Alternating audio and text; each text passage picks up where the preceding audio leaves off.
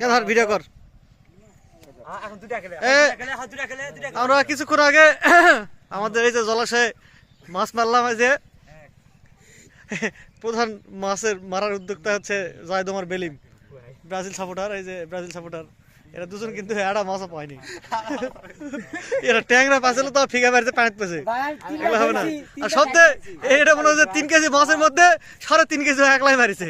এই আমাদের মনে করছে নাইজেরিয়াতে রিকো উইলিয়াম, মাথার তার কালার দেখো। হ্যাঁ, এই যে রায়হান খালি গপ্পুই সার, কিন্তু ও মাছ মারা পায়নি, মিশাই। এই যে আমাদের শামিম সাহেব মাছ মারে, ওই যে ঠান্ডা লাগেছে, এখন আগুন পাচ্ছে। এই যে কবে আগুন পাওয়া বন্ধ হবে।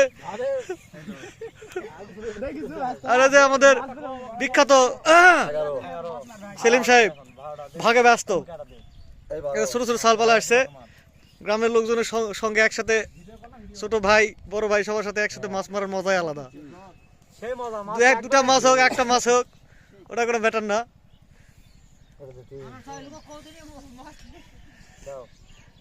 বহুত মাছ। এই যে ধরো, আমাকে একটু ক্যামেরায় নাও, ভিডিও করো তুমি। মাছটা আমি ঘাটি দিয়ে রাখে দেই।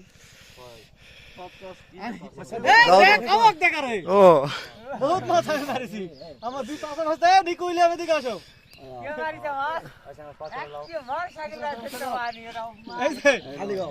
ইনি আর আমি মনে করো যত মাছ সব আমার দুজন মিলে মারি, তার বাদ বাকি সব ভাগ নেওয়ার জন্য লোকজন চলে আসি। মাছ টাছ মারিছি আমরা, সবাইকে বাড়ি বাড়ি পৌঁছে দেবো। ভাগটা হচ্ছে এখন।